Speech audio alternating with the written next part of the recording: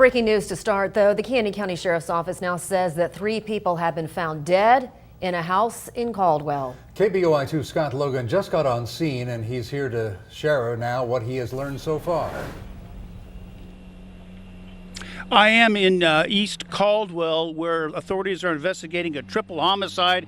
They are working right behind me here. You can see the coroner's vehicle. There's other investigative vehicles as well. You can't see the house too well because of all the trees, of course. Let's find out exactly what's going on. Joining me now is Marv Dashiell, Deputy Chief with the Canyon County Sheriff's Office. Live in Caldwell, Scott Logan, KBOI 2 News. Scott, thank you. Also breaking this afternoon, the American college student who was just released by North Korea, he's now dead. Otto Warmbier returned to the U.S. after being in a North Korean prison for more than a year. Warmbier was in a coma when he was returned to his home, so he wasn't in good shape. The University of Virginia student was in prison for taking a patriotic poster off a wall. He wanted it as a souvenir for a friend.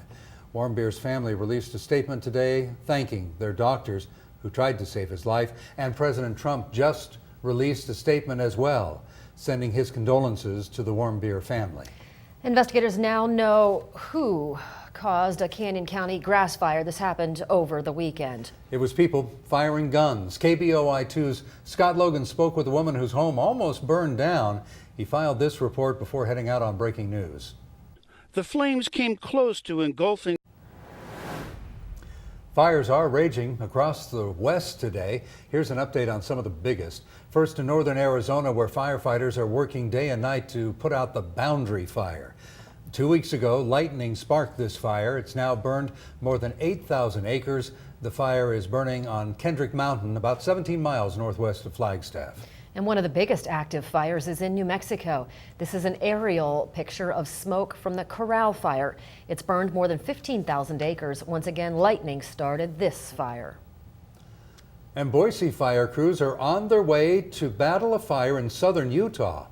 More than 700 people have already been evacuated from a small resort town, the town of Bryan Head, in the Cedar Breaks. This fire started just 2 days ago and has already burned more than 1,000 acres, and it's destroyed one home. We are feeling the effects of the heat wave in the Treasure Valley.